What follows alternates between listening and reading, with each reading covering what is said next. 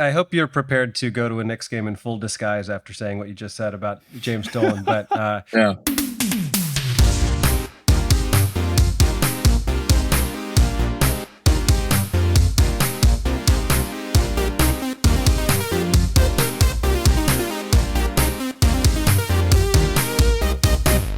Sup, nerds? It's basketball. Welcome to Horse, a basketball podcast about everything except for the wins and losses. My name is Mike Schubert, and I'm joined by my trusted co-host, the USA losing in the FIBA tournament to LeBron trying to assemble the basketball Avengers for the Olympics.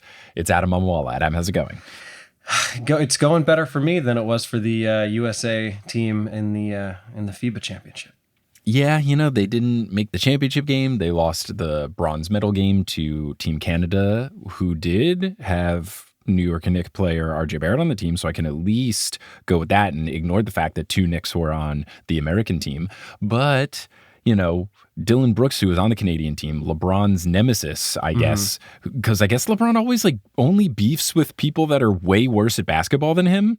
Yeah, like Lance Stevenson. It was like the Deshaun Stevenson thing when he was on the Cavs. Lance Stevenson. Yeah. Oh, maybe it's a Stevenson thing. Could be. LeBron is never beefing with players of his stature. It's very strange. But he's got that beef with Dylan Brooks, who was on the Canadian team. So now LeBron was like, yo, I'm calling in the big guns, and we're going to play at Paris in the 2024 Olympics, which probably was going to happen anyway, but now there's the extra motivation of I can't let Dylan Brooks win. I mean, I didn't take it for granted that LeBron would play given his age. You would think at this stage of his career, he might want to just save whatever energy he has left for playing for the Lakers and playing with Bronny eventually.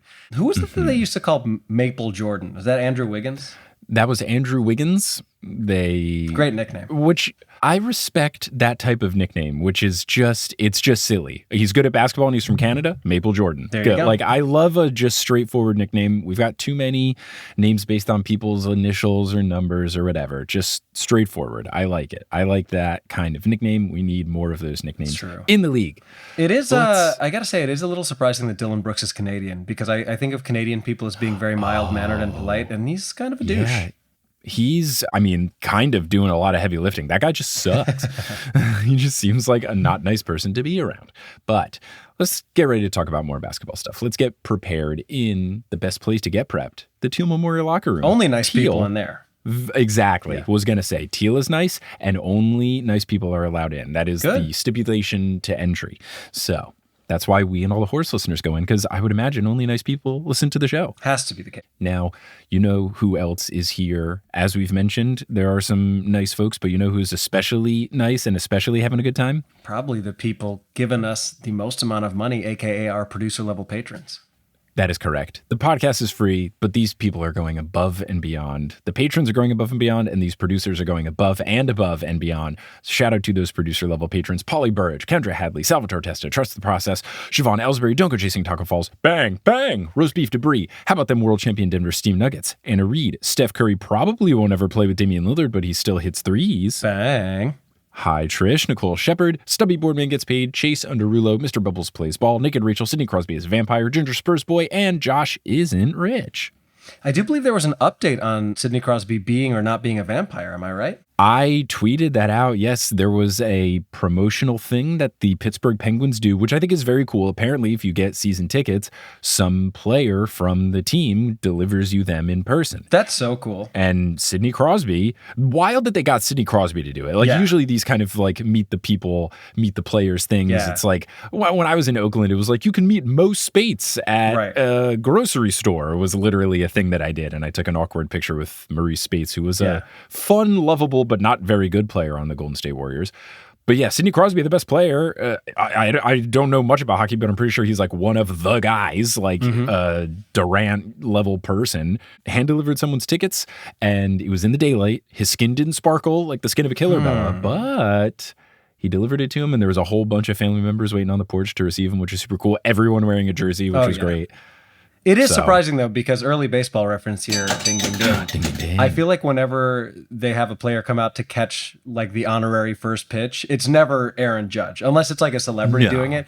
It's always backup infielder Isaiah Kiner Falefa will catch this ball and hand it to the guy representing Horizon Blue Cross Blue Shield, throwing out the honorary First pitch. I do want to give one extra shout out to a horse listener, Natalie, who came with her husband to watch my show at Zany's in Chicago on Tuesday, excuse me.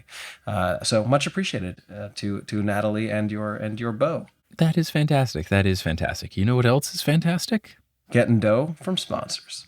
Getting dough from sponsors, indeed. Our sponsor for this episode is Shaker and Spoon. Shaker and Spoon is a delivery kit service that will send you a box of all the fixins to make mix-ins. And by mix-ins, I mean mixed drinks. You just got to provide the booze. They provide everything else. You get recipes. You get ingredients. You get fun, wacky stuff. Like in the past, for nutmeg, they just give you a nut. And then you like grind it up and then boom. Nutmeg comes from just like a big nut. That's a fun thing you get with Shaker and Spoon sometimes. I didn't know that. Yeah. So if you want to celebrate something or just have a fun night in or have people over, maybe to watch the WNBA playoffs, something fun, you can go to shakerandspoon.com/horse. You'll get $20 off your first box, which is about 50%. And you can have a wonderful time and impress your friends, family, loved ones, etc. So go to shakerandspoon.com/horse and get yourself a box today. There you go. Now, before we get into some other stuff, we're going to take a break for some other ads. Some of them will be read by us. Others of them won't. The ones that aren't read by us are inserted locally. If you live in a country that doesn't speak English, they might be in your country's native language. That is in English. But once those ads are complete, we'll get back to the rest of the episode of Horse. And we're back. Adam, what do you got going on? I guess the main thing that I would like to promote now that I can stop haranguing and harassing everyone about my Chicago show. Obviously, this is kind of a cross promotion, but you and I will be doing shows in Philadelphia and New York. I'll let you tell the people more about that. But I am officially doing a Boston show. I'm going to be headlining City Winery, the City Winery Loft in Boston on Sunday, November 5th. So if you are in the Boston area at all, I'll be staying with our good pal, Chris Chan, the Chanimal. Mm-hmm. Looking forward to staying in the Reagan suite. I don't have time to explain it, but let it be known that we don't actually like Reagan. It's just a running joke. No, it was a running thing. It's just a bit. Don't read into it. I think even he is. I stayed recently at Chan's place, and I believe all the Reagan stuff has been hidden as the years have gone on, and we've learned more and more. Like, they suck a lot. Yeah, I think we always knew that, except for that one piece of information about Nancy Reagan that was very explicit a couple years ago. Yeah. If you don't know, feel free to look it up, but just be prepared in an incognito to be shocked. Window. Yeah, for sure. For sure. Nancy Reagan, the goat of something else. Anyway, let's move on. The main thing I have is that show. I'm working on setting up another headlining date in New York, as I usually do, like once a year at Stand Up New York. So hopefully that will be sometime in December. But other than that, you know where to find me and follow me on all the things and continuously booking more stuff. What about you? The shows that you referenced are the main things. By the time this episode comes out, I believe you still be able to go to the September 28th DC show for the Newest Olympian, but we're doing October, Philly first, October 21st, and then New York the day after, October 22nd. Those will both also be at City Winery Lofts. So, you're just doing a little run of all the C-dub lofts, as they definitely call them. But for those shows with Adam in Philly and New York, Adam will open with a stand-up set, and then we will get into a discussion of the Percy Jackson movies, which can be divisive. So it'll be fun and spicy, and I'm sure the crowd will be super into it. You can get tickets to those. And the other shows, I'm also doing a run of shows in Texas. I'm doing shows in December, going to be in Dallas on the 13th, Austin on the 15th, San Antonio on the 17th, and then Houston on the 19th. The shows that are in Austin and San Antonio are half Potterless, half the Newest Olympian, and then the ones in Dallas and Houston are just the Newest Olympian. You can get tickets to all that stuff on my website, which is schub, schub.es/tour. I'm excited. I'll have to see what the basketball schedule is for that run to see if, I was just going to say, 3 of those 4 cities are NBA cities, so. Right, and the joy of it is that I will just be driving my mom's car around Texas, so I can get flexible with the schedule as long as one of the teams is playing on a day that I'm not on stage. That would be very cool. So I'll try to see if I can finagle. Maybe I'll even be able to see Mr. Wembanyama play in San Antonio. Could be fun. So yeah, that's what I've got going on. I think with all that complete, though, we can get into full court press. Get it like the news? I do, and so does the siren behind me. So does that siren. Now, I will begin this full court press, get it like the news, with a little recap of the WNBA playoffs, which are going on. Currently, as we record this, it is September 21st, and the first round of the playoffs are complete.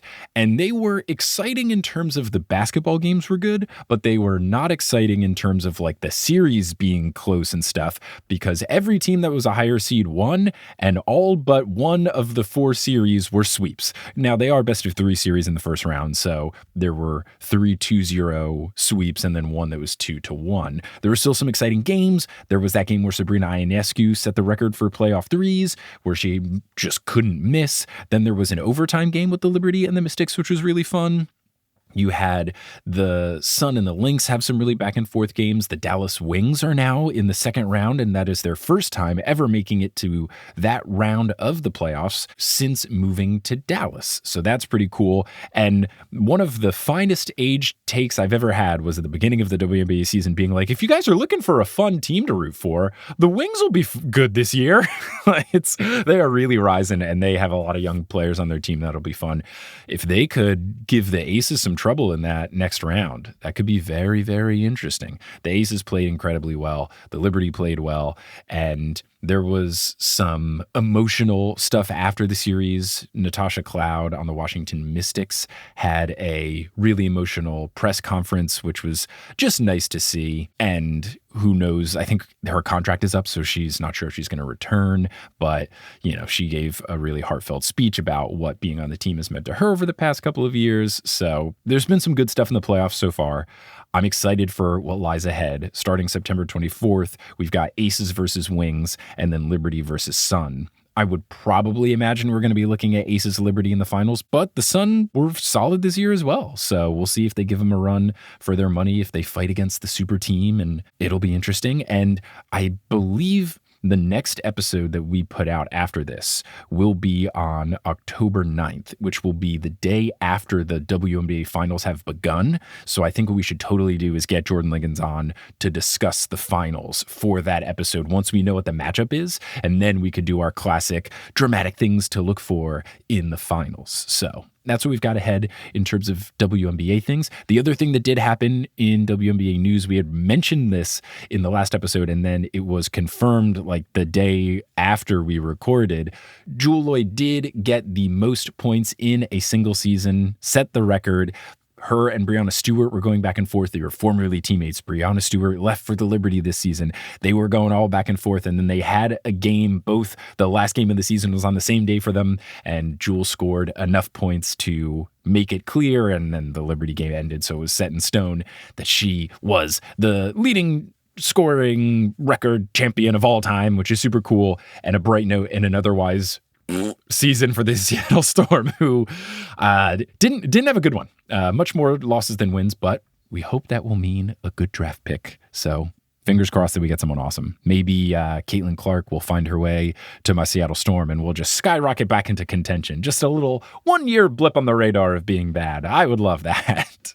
Yeah, why not? I mean, also, I just want to say there were sirens that whole time. The whole time that you were talking about the WNBA and everything regarding the playoffs, that it had to have been 3 or 4 minutes that there was just full on sirens. So very good timing. It was almost like you could hear them stopping, even though I was on mute. But yeah, I mean, sometimes that is the way you rebuild, is just like sucking for a year, getting the best draft pick. And if it's a generational talent like a Caitlin Clark, you might be good again in a hurry. Look at the San Antonio Spurs back in the day when David Robinson got hurt, and then they got Tim Duncan, and then look at them. They were good for another 15 years after that. Right. I mean, the Seattle Storm basically did that too when Sue Bird was up for a new contract and might have left. They weren't looking good. There were some injuries.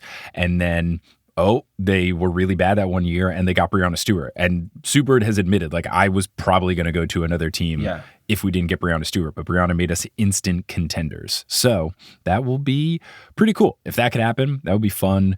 Just Jewell Loyd and Caitlin Clark just wrecking shop. I would love it. Jade Melbourne getting more run. My beloved favorite player on the Storm right now, because just the Australian named Jade Melbourne is perfect. As far as we know, Diana Taurasi's going to play next year, right? I think so. I would imagine that someone with the stature of Diana Taurasi, even though personality-wise, I don't think DT is going to necessarily want the whole parade of thank you stuff, like the league is going to make sure that they know, because fans are going to want to be able to go out and see her, and teams are going to want to be able to put together gifts and stuff like they did for Sue Bird. So I would imagine that DT is at least going to play next year, and whenever that final season is, it will be known. I think they're going to advertise that. What do you think about that whole thing? The farewell parade? Yeah, like the idea of announcing like, hey, this is going to be my final season, knowing that then there's going to be all this fanfare, versus doing the, you know, Tim Duncan thing where you just, after the season ends the next day, be like, hey, I'm retired now. I didn't want any of the BS. Mm-hmm. I personally love it as a fan because there are certain players. I did this when Kobe announced his last season, because what would happen is that anytime the Lakers came to any city that I was in, the ticket prices would be astronomical, and I just wouldn't want to deal with it. That's why I've never seen LeBron live, because it's just like $50 more at least just because LeBron is on the team. And when Kobe announced that and he was coming to Houston, I was like, okay, I'm going to go. And then our buddy Chris Chan came down and we watched the game together, and it was fun. I like it because if there are people out there who are waiting and trying to save, and they're like, oh, you know, I've never splurged on a so-and-so ticket, if they know it's the last chance, then like that's the time to spend the money or to really plan. It's a different situation, but I had never seen the Heatles play together, so Wade, LeBron, and Bosh, because I was in college when they were playing, and it was just like I was a college student. Like I didn't have money to throw around to see a very expensive game. Either I buy books or I go to see the Heat. Exactly. So what I told myself was like, okay, once I graduate, I'm going to a Heat game next year. And that was that Heat year where they lost to the Spurs, and then it was the will LeBron come back or not? And I was like, there's no way he's going to leave. That would be wild. And then he ended up going to the Cavs, and I was crushed because I was like, I'm going to a Heat game this year. So I like it. Do you like it?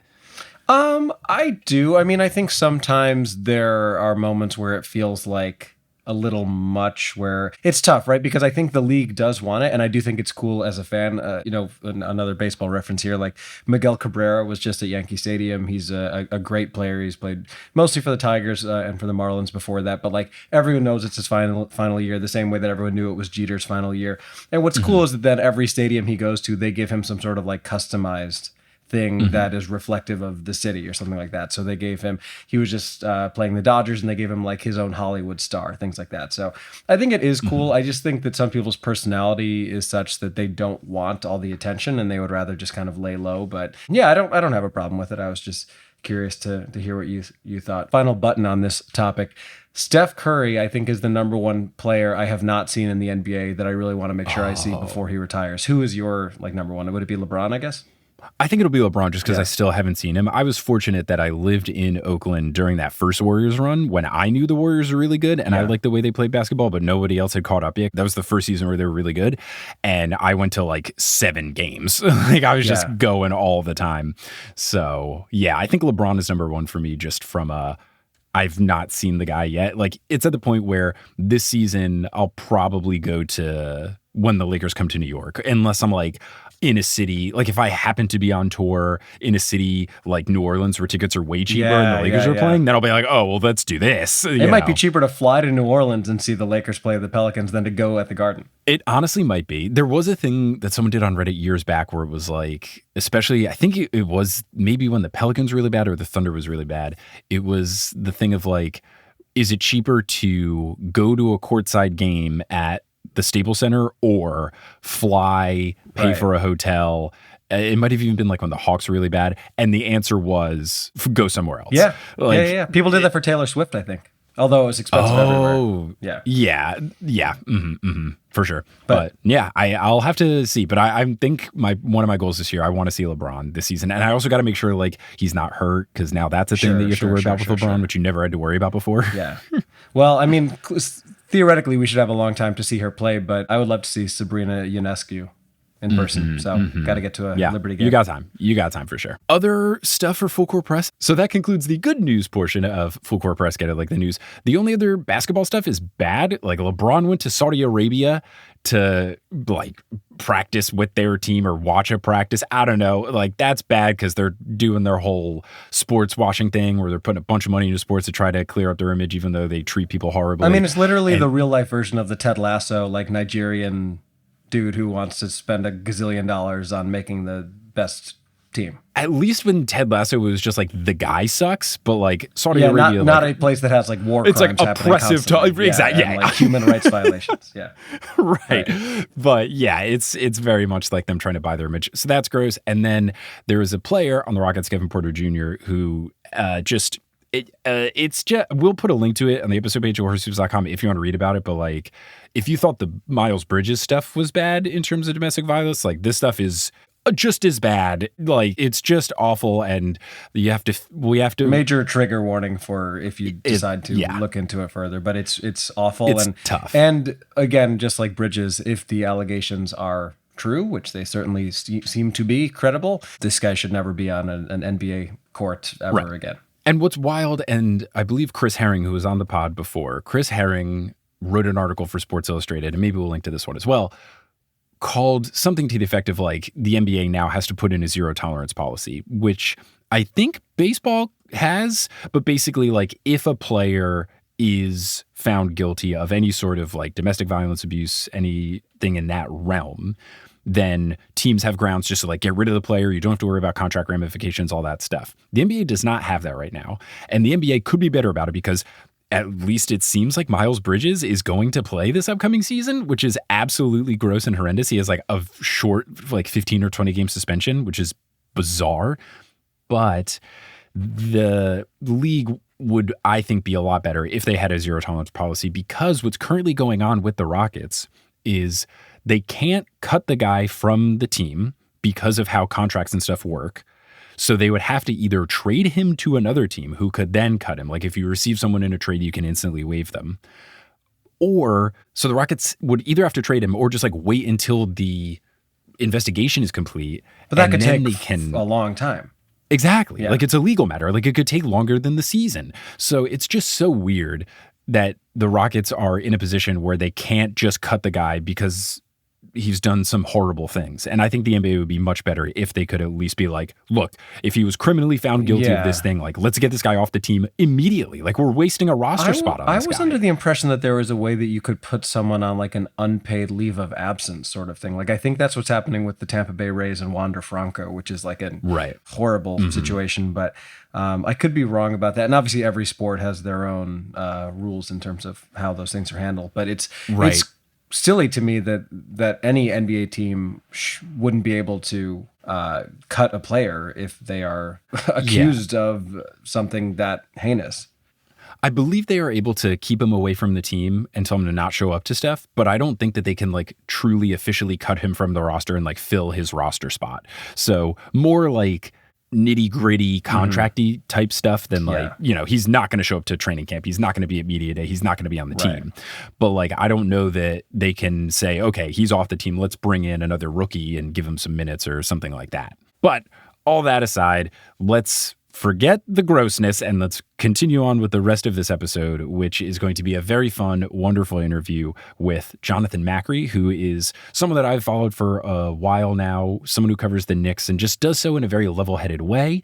And we got to talk to Jonathan about just his history with covering the Knicks, especially a strange time. Like he started reporting for them when they were really bad and now they're good. And just an interesting discussion where we talked a little bit about fandom and what it's like to have to deal with some fans who are way too optimistic or way too pessimistic. And it was very interesting to hear it from the perspective of someone who covers the team and does so independently, to where, you know, he does have to keep in mind that he gets his money and stuff from like people, you know, subscribing to his Substack and stuff like that. So it's not just like, oh, I got a salary, so if I'm mean to the Knicks, who cares? Like, no, he's got to like weirdly toe the line. It was fascinating. I thought it was a good chat, and I think everyone listening will enjoy it. And as we mentioned, now we have a very special interview, someone that I would argue is probably the best Knicks follow on Twitter if you want a good mix of comedy and also real basketball analysis. It's a little bit of fun, a little bit of analysis, all the good stuff. It's Jonathan Macri of Knicks Film School. Jonathan, how's it going?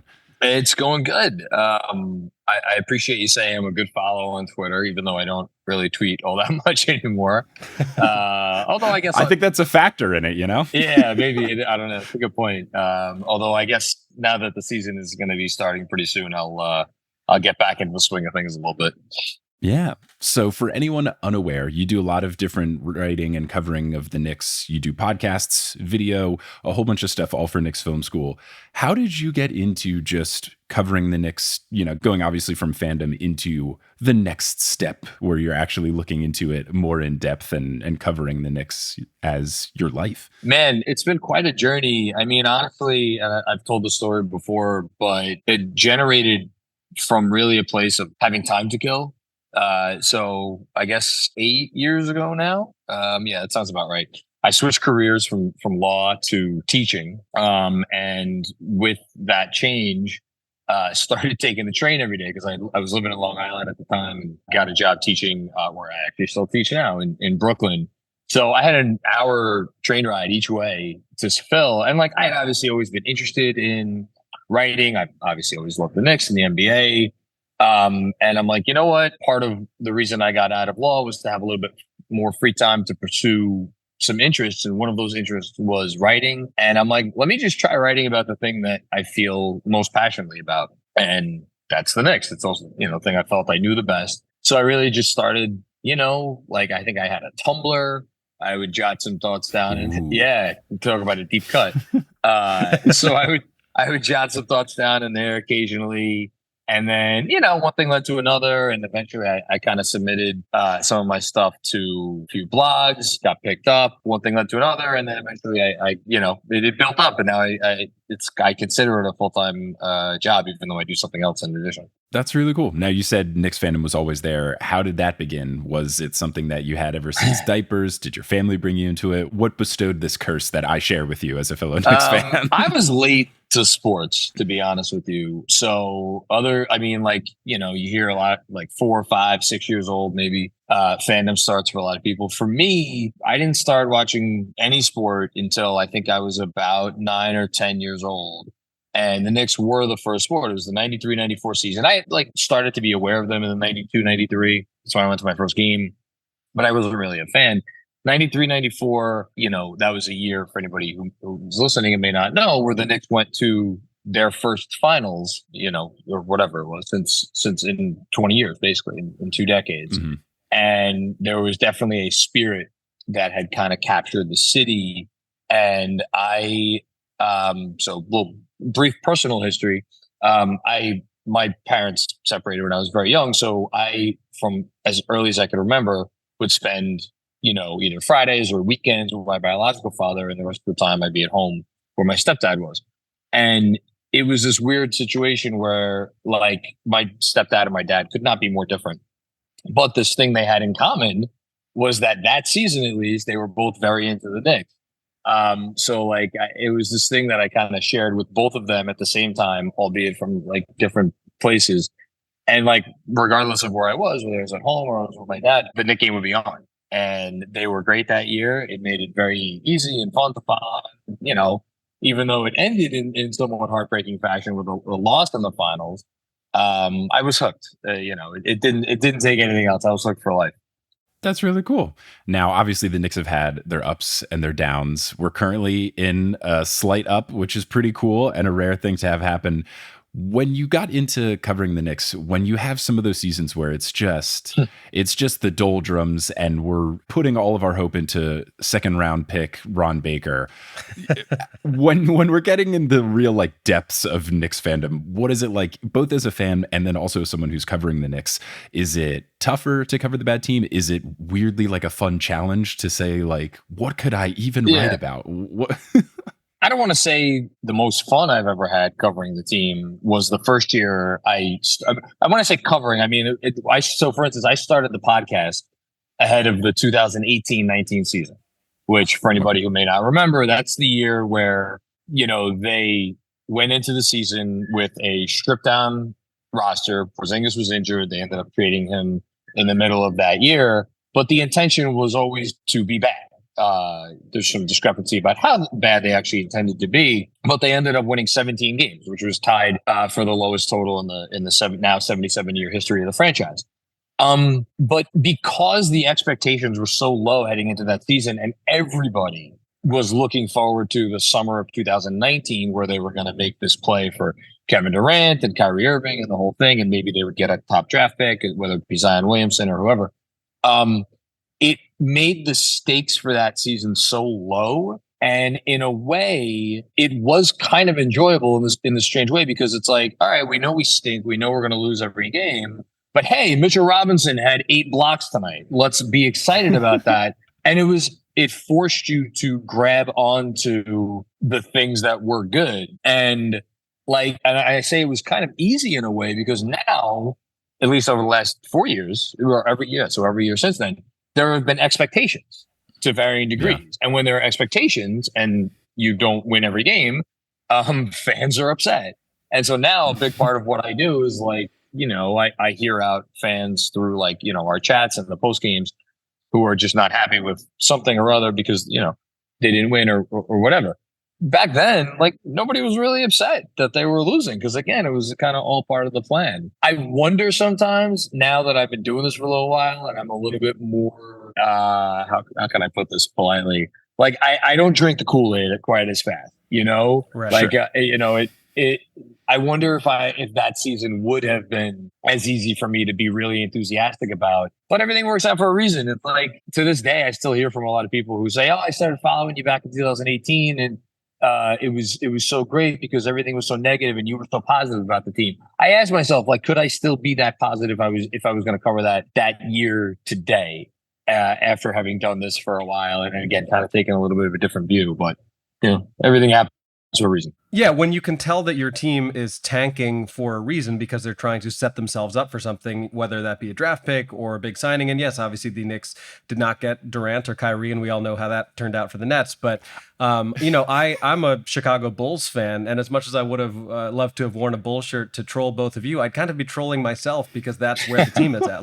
The Bulls are one of the most frustrating teams, I feel like, in the league, because they just seem rudderless. They're right in the middle of the pack. They don't seem to be committed to tanking. They're right in this middle ground where they're clearly not good enough to compete, but they're also not bad enough to get a top draft pick. So I feel like in that season of coverage for the Knicks, it was probably a little easier because the expectations weren't there. You knew what the team was trying to do. And then to your point, you can hold on to hey, Mitchell Robinson had a great game, or these people who are role players who might fit into the next phase of the team. I mean, we knew what they were intending to do, what they wanted to do. Part of what made it nice also was there was a lot of doubt in the national media as to whether the Knicks were actually going to be able to pull this off and basically go from being the worst team in the league to being, one of the best overnight, and whether they were actually going to be able to attract these stars.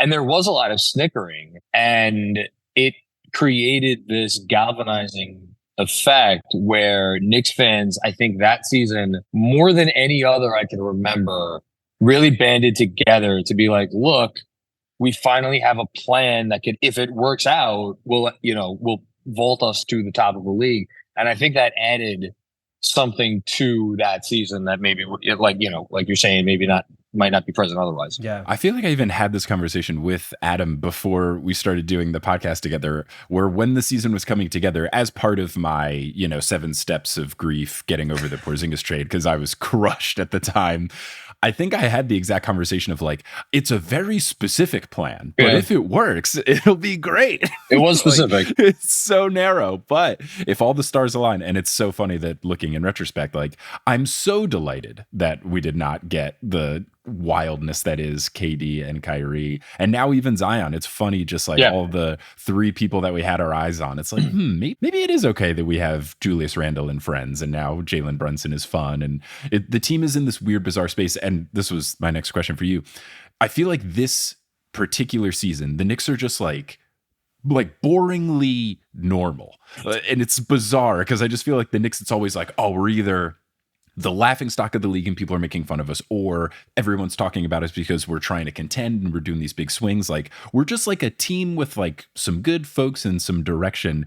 Do you feel a strange sense of they're just regular, which is the weirdest thing the Knicks can be? So the NBA is kind of interesting, in an interesting place where there are, I think, unless I'm forgetting an era, and I don't think I am, there are more teams that will go into next season that could honestly talk themselves into, we can win the championship if everything breaks right, than I could ever remember. I think just, again, off the top of my head, I think you could, and again, I'm not saying these teams could actually win the championship, but I'm saying they could talk themselves into winning it all. You could say, in no particular order, Milwaukee, Boston, Philly, Miami. I'll throw Cleveland in there. Why not? I'm sure they could talk themselves into it. I'm sure the fans are talking themselves into it.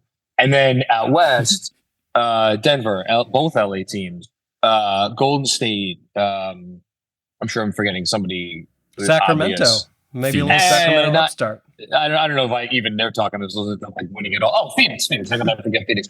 That's 10 teams right there. And then I think you have another 10-ish teams, 10, maybe even a little bit more, maybe a little less, who the understanding is we're not competing for a title, but we also don't have all of our pieces right now. And we know through more drafting or through internal development, we're going to get there. The Knicks are in this section that's like kind of in between where, again, it's only like 8 or 10 teams, I think, that are in this, where it's like, okay, we don't have enough to win it all this year, but all of those respective teams, at least not all of them, some of them have a blueprint to like, okay, we know this is the thing that needs to happen that will get us there. Now, I think some blueprints are cleaner than others.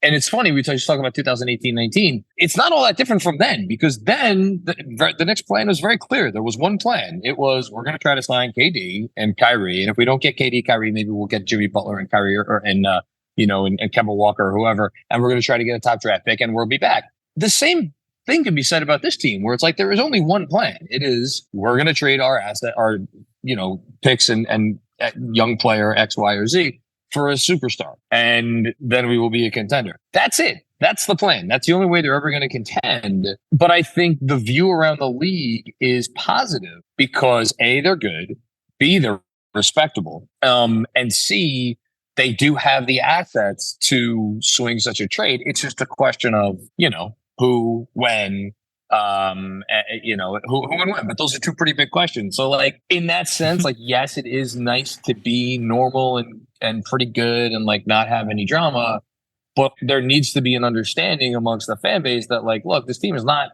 competing for a championship this year. Anybody who thinks like, oh, we made it to the second round last year, like we must make it to the conference finals this year. Like I think there's a lot of worlds where they could lose in the first round and it be considered a successful season, just because the NBA is so competitive and they just don't have that top level talent where they're going to walk into the season and it's definitely going to end in multiple playoff round victories. Otherwise, it's going to be disappointment. Yeah. But I mean, I think you're the anomaly in terms of not drinking the Kool-Aid. I think most sports fans, even the more reasonable ones, inherently have this approach where it's like, if my team loses, they're never going to win again. And if they win a game, they're going to win the championship. And sometimes there's not a lot left in between. I also would pose to both of you the idea that a team owned by James Dolan always has potential for drama. Like, however normal you think this season will be, that something bizarre could happen. It's fair. Listen, the Dolan Specter, that will never go away as long as he owns the team. What I will say is the thing, and I've had my questions about Leon Rose and how he's gone about his business. The thing that has always remained most encouraging to me about Leon Rose is I think his relationship with James Dolan and the trust factor there is such that Dolan will remain hands off. But then again, I brought that point up to Howard Beck, who I interviewed before the season, and he's a noted Knicks critic, and he needles them left and right. And even he pointed out, in fairness to James Dolan, he's been hands off for several presidents in a row now. Mm-hmm. He was hands off with Phil until things got to a point where he just he had to step in and fire Phil. And then that ultimately led to Leon Rose being hired after Steve Mills' plan went up in smoke. So Dolan, to his credit, hasn't really meddled since probably the Melo trade, and we're talking now, all of a sudden it's 13 years ago, right? Unless I'm getting my years wrong. So 12 years ago. So it's been a while. It's tricky because I agree. And I remember even when James Dolan brought in Phil Jackson, I was like, okay, the silver lining and the bright spot of this is that now James Dolan won't be interfering and making bad decisions. And even as Phil slowly made worse and worse decisions, I was like, well, at least he's making the bad decisions. At least it's the guy he hired to run the team. So I do agree that he hasn't really been involved in the team stuff in the past couple of years. You get more scary things with the other stuff, like the facial recognition thing, where he's banning people who either write negative things about him him in the media, or Charles Oakley, people who work for law firms who sue him, or beloved Knick legends Charles Oakley. I mean, for me, that more makes me feel not icky as a fan, but like I definitely feel that like James Dolan is not someone that I respect, or like I think he is a small petty man who makes life very difficult for a lot of people because he is a small petty man, and that's not like great. But then again, like, which billionaire owner is someone that any fan base is going to be like, oh man, I love this guy. I wish other than Mark Cuban, maybe no one, honestly. And even I mean, well, even Cuban's got with some especially with that how that organization has been unearthed as being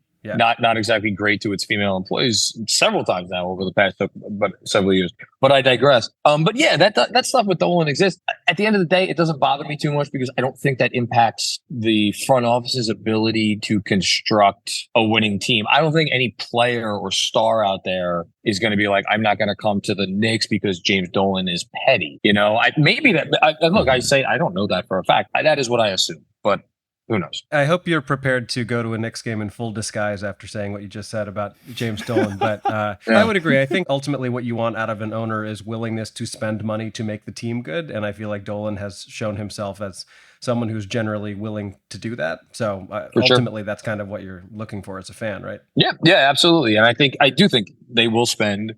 They're obviously not going to be a luxury tax team this year. I think the following season, it's going to be, if things go according to plan, they're definitely going to be a luxury tax team. So for anybody listening who doesn't know what that means, basically half of all NBA teams wind up in the luxury tax, which is like you have to pay a penalty for spending so much above the cap.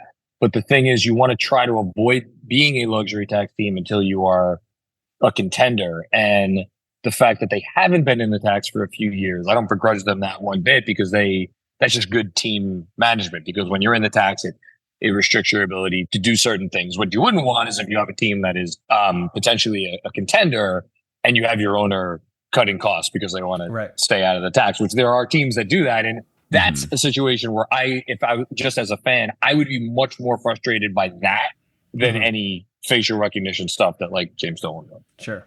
Yeah, because we've seen teams in the past recently do that. I feel like the Rockets with Harden and CP3, like that whole era, they would always do these weird little moves at the trade deadline to get under the tax. Even the Bucks before their championship run, there were little moves like that. So, right, when you have the ability to get up there and really go for it, you want that owner to be able to put his money where his team is. And oh no, who will think of the billionaires and the more money they have to pay for a winning basketball team that they own? But earlier, Jonathan, you talked about, that when you're doing like the post-game streams, for example, with Knicks Film School, and you're trying to cater to the fans and stuff, you did mention that some fans are more level-headed. Other fans are going to be the folks that are, thinking that the world is ending if the team loses, or thinking that the team is unbeatable if they win. What is it like for you just to try to manage those fan expectations when you are interacting with the fans? I do feel like genuinely you have a good read on not being too doom and gloom and not being too over exuberant. What is it like? Because I know Knicks fans and any sport fan, there'll be a huge spectrum of that passion leading into delusion. What is it like to, work with the good and the bad, the positive and the negative? It's gotten easier over the years. I gotta say, so again, I had the pod in 2018-19, where I talked about that already. 2019-20 was the year after they didn't get KD, and it was just an absolute, can I curse on this podcast? Yes, you can. It was an absolute shit show. And then Fizdale got fired and everybody was kind of hyped up about the Mike Miller experience, and then the pandemic hit. So again, kind of everybody on the same page. 2020-21 was Thibodeau's first year, where again, it was just all gravy. It was all positive vibes. There wasn't a whole lot to disagree about other than the occasional person like, how could they continue to start Elfrid Payton, yada, yada, yada. The first year it became really challenging was the year after that, because that's when everything fell apart and everything went wrong and everybody had different people that they wanted to blame. And that's the first year I think I really noticed Knicks fandom really fracturing. And that was challenging for me because I was very emotionally invested. And my big thing is I'm a Thibodeau guy. I'm a big time Thibodeau supporter. I think he's a great coach.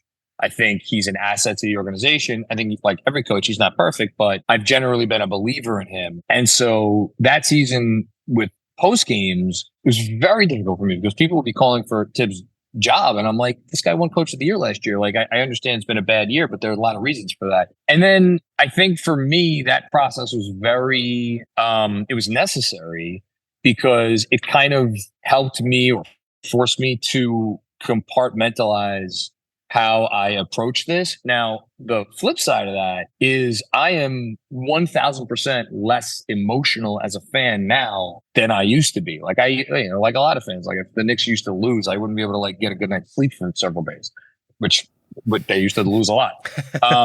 Now it's like I watched. There were years he didn't sleep, full years. Yeah, there you go. Exactly. It's why I'm like 80.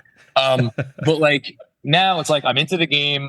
I root obviously for the team during the game, obviously engaged during the post game and everything. And then I write my newsletter and then I kind of just flip a switch and I turn it off. And I think that I've been able to, but that's also kind of tough because like I'm in the consumer business. I give consumers a product that they either choose to consume or they choose not to consume. And the thing about, 2023 and moving forward is, my God, are there more and more places for people who want to consume content about their team to get that content. So if I'm not giving them what they want, well, there's 18 other Knicks podcasts or YouTube channels or whatever, where they can go and find someone who says all flowery, nice things about their favorite player or this, that, and the other thing. Or vice versa, spouts doom and gloom when the team isn't doing well. Like, so it's kind of like towing a line where ultimately at the end of the day, I can only, and this has always been my guiding light, I'm only going to say what I believe. You will never hear me say anything that I don't believe. But I think a lot of it has to do with how I phrase it and how much, benefit of the doubt. If something is a reasonable take that I disagree with, I will always at least say, okay, well, look, I don't see it that way, but here's why that might make sense, or here's why that might be true. And I think people respect that. And I think ultimately at the end of the day, for as much as many segments of fans or certain segments of fans are the loudest when it comes to social media or like content creation or whatever, I truly believe that the vast majority of fans are very much down the middle. And they just want to hear someone who offers a reasoned take. And I mean, we're the number one Knicks podcast, that exists. So I have to think that we're doing something right by kind of giving that more measured, reasoned approach, even though if you listen to certain post games, you would think that I'm the most hated man in New York because of one view or another that people don't agree with. But, such is life. I think it's also easy to forget that the fans who are constantly on social media are the minority of fans. Like the majority of people who consume sports, even if they're into them, even if they watch most of the games, are not ingesting all of this information all the time or posting these hot takes. And I think like as someone who is on sports Twitter a lot and like specific team Twitter, I have to remind myself that when then I go to a game and I'm like, oh yeah, no, the people on Twitter are not representative of people as a whole. And I think that's also like evergreen for society, but particularly for sports. And then you could even, separate it out more than that. Like there's the loudest of the loud people on social media. Then there are the people who are on social media, but maybe don't say anything or don't write anything, but they see what goes on. They pay attention to what goes on. They will like watch me do a post game or like read my newsletter or whatever the case may be. And then there's the majority of fans who like, it's become a derogatory term, but are just like casual fans. People who are like, in New York right now, be like, oh yeah, the Knicks, like I think they were pretty good last year. I might like tune in to see what they're doing this year. Like in a way, those are the fans that I, am most curious about. Like what will bring them really back into the fold in a big way, and are people like that out there, like someone who like, I don't think a lot of those people will like sit there and watch me for 2 hours on my post game, but what's going to intrigue those people enough to tune in for 10 minutes or 15 minutes, and I think that's a question anybody who produces content for a living has to be asking themselves. Yeah, well, I think one thing that could bring them in is some of the cool interviews that you've been able to do on the podcast. Most notably, you've gotten to interview the greatest broadcasting team in all of sports. You've had a Breen episode and you've had a Clyde episode. I did. Obviously, as a fan, those had to be very cool. And I think you did a very good job of, keeping it collected during those. But leading up to doing those interviews, was that, a rush of excitement? Were you nervous? What was it like just to talk to these folks who you've been hearing, or at least in Clyde's case, watching and hearing for? Yeah, were you writing a lot of rhyming poetry to get ready for Walt? I mean, was there a thesaurus in front of you the whole time? I'll say the Clyde one first, because the Clyde one came after. I was a little nervous for the Clyde one, but not for the reason you'd think. That was part of a promotional, like he was promoting something, and I apologize, I forget what he was promoting. I would say it now if I remembered. But so it was like, and it was understanding that there would be no like questions about the actual Knicks team. It would be much more general stuff. The reason I was nervous that day is because Clyde's I think at the time maybe I recorded interviews on Zoom, and like Clyde didn't have access to Zoom, so I had to like go find like a call recorder and then figure out how to I think Andrew wasn't available like that day. It was my producer, who's amazing, but like he wasn't available because Clyde had to do it at some weird time and whatever. So I was just worried about getting the audio. It was like no video or anything, so that's why I was nervous for that. But I was consumed by that. I wasn't worried about the actual interview. The Breen one I was fucking petrified for because Mike Breen, to me, I mean, he was on my like Mount Rushmore of people that I would want to interview, and came together and got to do it. And he was just, from the first moment of it, I was like, oh my God, I'm talking to a living legend. And he has this air about him. Not that he thinks he's better than anybody, but like me talking to him, I was like, this person is so much better than me and everybody else. And that was a challenge. And it took me a few minutes to settle in. That was also probably the first really big interview I did. Subsequent interviews after that, like I'd like to think the Van Gundy interview I did, I was a little bit more at ease for. I got to talk to Jeremy Lin. That was cool. So yeah, like, you get more practice, you get, a little bit less nervous each time. But the Breen interview, I think, was the only interview I think I've ever done that I could genuinely say I was nervous for, because that was a big one. Did you get to do that in person, or was that like over Zoom? It was via Zoom, and it was via Zoom. So it would have been cool if it was in person though. Yeah. He seems awesome though. He seems like such a good guy, and it's like it's so satisfying when you're nervous about something and then someone is just completely present and like kind and gracious with their time. And you're like, oh, I get to still love this guy. Yeah, no, he's like not a real person. He's so nice and kind. Like, just very quick backstory. The reason how I got the interview was back when me and JB, Jeff Balone, who now does Mets Fix, when we were doing Knicks Film School together, we did a Thanksgiving drive. And someone gave a very large donation to the Thanksgiving drive. And didn't publicize it at all. But you could see the email of all the people who give donations.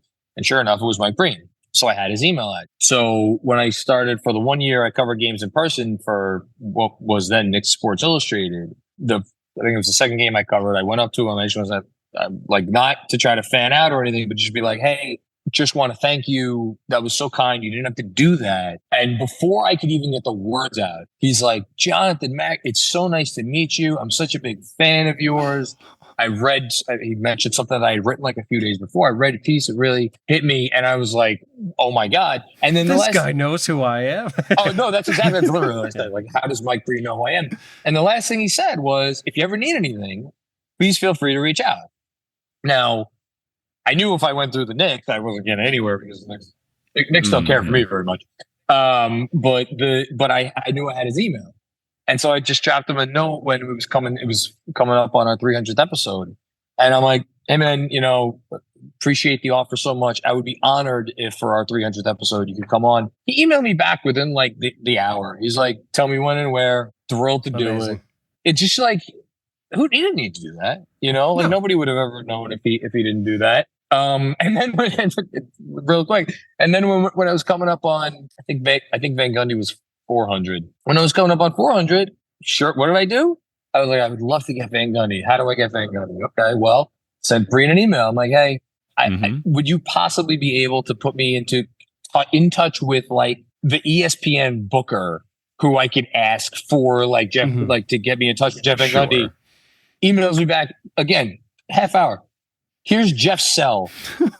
Tell him I gave it to you. And, that's awesome. Sure enough, texted Jeff. He answered. I said, Mike Breen gave me, and he texted me right back. And he was like, yeah, tell me when I wear. It's just like, those people don't exist in the world, but he does. He's a real person. That's very cool.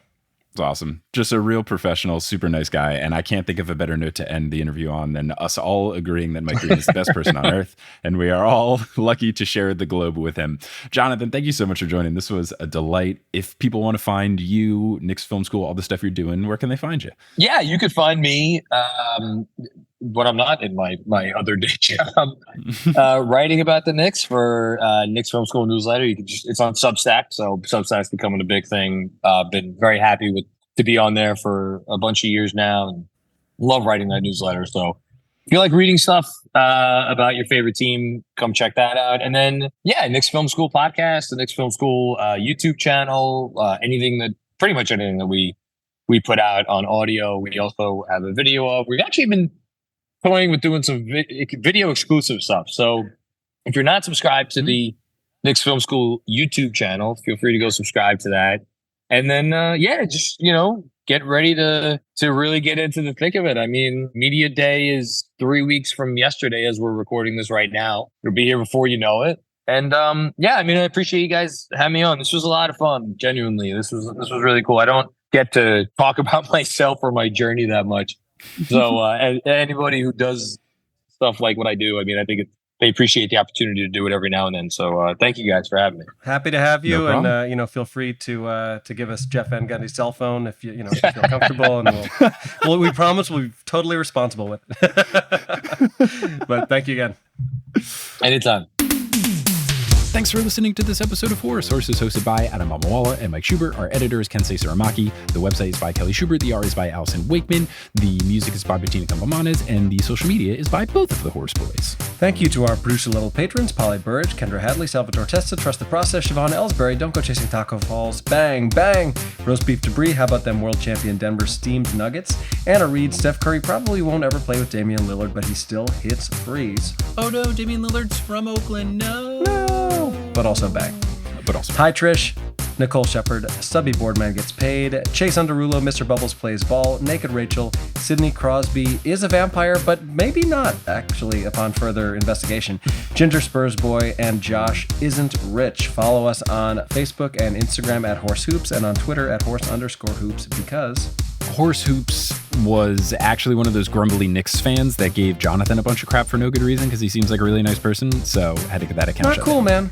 Not cool. Not cool. You can go to our website, horsehoops.com, for links to some of the fun and also not so fun stuff that we talked about today. But all of that lives at horsehoops.com. And if you want to support the Horse Boys, you can do so at patreon.com/horsehoops. We've got bonus audio, text, video. We're going to be getting more regular stuff up, especially as the NBA season comes back. Adam and I are going to basically do those things that we did for the NBA Finals, where we had just quick little 10, 15-minute Zoom calls and then uploading those where we'll talk about the league or any particularly fun games we watched that week. Just something to ideally fill that gap of the off weeks. So we will put those up as the season goes on. And I've been putting up more just voice memo notes of me just kind of letting my thoughts be known, when the Harden news dropped and stuff like that. I've been putting that up on the Patreon as well. And there's the 5-on-5s. There's all sorts of good stuff there. Patreon.com/horsehoops and at horsehoops.com/merch. You can get digital merch. You can get Sup Nerds, It's Basketball t-shirts and more. But we're going to close this episode, as we always do, by putting our hands in the middle and saying something on the count of 3. Feeling anything? What could we say? You know what? You sounded like you were going to say something. What do you got? I'll let you go first. No, I think my thing would make more sense after the next episode. Well, here's the thing. This is going to be the last episode that airs during the baseball regular season, and my beloved Chicago Cubs are clinging onto a playoff spot by half a game right now. It's tenuous at the best. So I need some good juju for my Cubbies. If you can just give me a go Cubs go on 3. I just, I know it's a basketball podcast, but I really need this right now, Mike. I will take it. My baseball rooting policy, first and foremost, is my favorite team is the Yankees. Every other team can go kick rocks. Fair. But the teams that my friends root for, I would like for them to do well. So this is under my corollary of teams that I will root for now that the Yankees have been, I believe, as of, at least when this episode comes out, statistically eliminated from playoff contention. So I'm down to say go Cubs go. Thank you so much. All right. 1, 2, 3. Go Cubs go! Clap your hands, everybody. Chicago Cubs. I will put a link to the song Go Cubs Go, which is basically the Cubs version of the 76ers song. It's equally corny and ridiculous and fun, and I love it. 1, 2, 3, 4, 5 Cubs. Sing about it. Please make the playoffs. Chew some Wrigley gum. The original corporate sponsor. I can't believe Wrigley Field is actually the gum. I thought it was someone else. No, it's too good. It sucks how good it is. Yeah. Damn.